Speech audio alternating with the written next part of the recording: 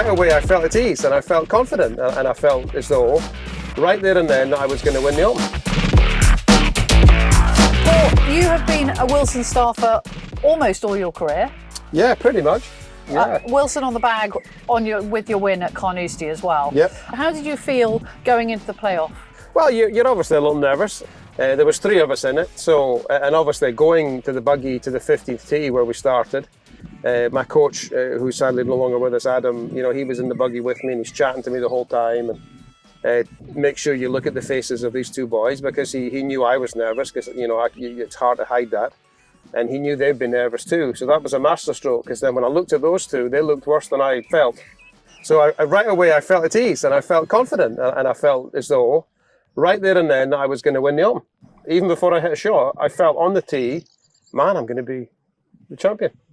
Amazing. Yeah, it's true. Extraordinary. Yeah, it is. It's true. It's amazing how it works. And I've never felt more calm. I've never felt more focused at any time than that tee. Now, there are a number of shots that we can focus on in the playoff because it was 4 holes, 3 of you. Yep. But I'd like to talk about 2 in particular, if that's all right. Let's start, first of all, with the lag putt that you hit on 15. Yep. So I was a good, 45, maybe 50 feet. And you kind of a little bit of fairway to go through before you got to the green. And then it's a little bit downhill in the first bit.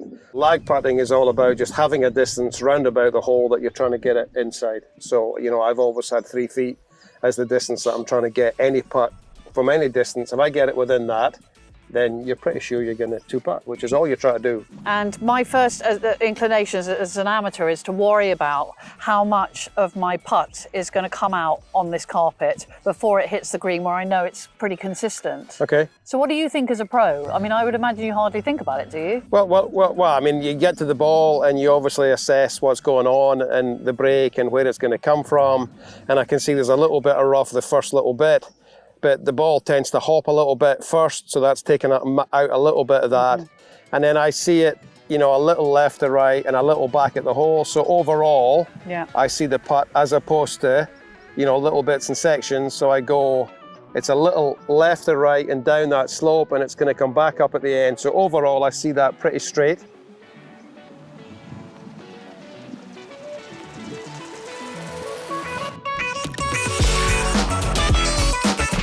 And I would take that. You ended up in a pothole bunker on 16 at Carnoustie. Now, we can't find a pothole bunker as big as that. So just tell me how you approach a bunker shot from a pothole bunker. Commit to the shot and speed through it is the key. If you slow down or decel or don't keep going and keep the speed up, the ball's just going to hit the lip and come down. What's the loft that you prefer? Well, I've got 60, which is bent to 58. So my most lofted wedge is a 58. I like to dig myself in, no leg movement or as little leg movement as possible. Get yourself a little bit on your left. Make sure there's plenty of loft on the club. You set it going back and then you fire into the sand, staying on your left. Very important to stay down and hit the back of it. As soon as you try and help it, you're going to hit in behind it. Too much sand, ball's not going to go very far. Weight on your left, set it going back, speed through.